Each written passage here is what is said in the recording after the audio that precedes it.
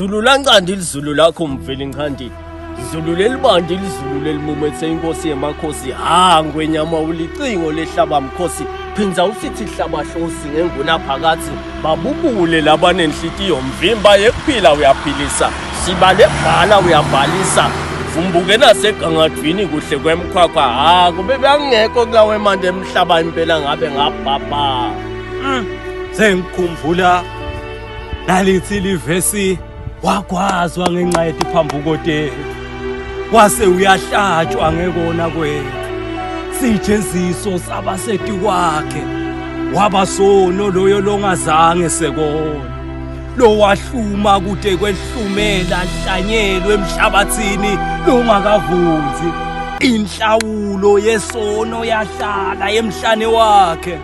Umkhonto wahlatshwa ehlangothini lakhe. Ingadi yachitheka. Kwase kucubuka lichibi lelisha lesivumelwano. Lelachilita lichilo laqithwa le eGolgotha. Hey mnakethu, mina ngiyakhumbula ngesikhathi bamjijimeta memeta babe wami ungishiyela nina. Bonke kwaba kathathu wathatha abafundi bakhe labathathu injongo kuhlanda tono tebantu naso besizathu. Khona lapho sibhakabhaka sambatha lifule limnyama simbhacela.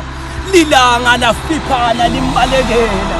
Wagebisa inhloko umhlaba wadliwa mahloni. Wase uyafihlwa le emathunjini yemhlaba. Yase iyagcwaliswa imibhalo. And the earth shall swallow him whole for 3 days, just like the fish did to Jonah.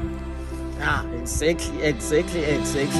Bathi kukhumeta laba bebamjijimeta wathi lesitsha selidlule kuye hayi ngoba afuna kuthatha liqashana kepha ngoba efuna kubapha liqashana lekuphila labona labana abathaka bethi Yathi wena ungikhumbutha inkosi yemakhosi leyanza ngelithando mabayithatha bayibethela esiphambanweni yathi babe baxolela.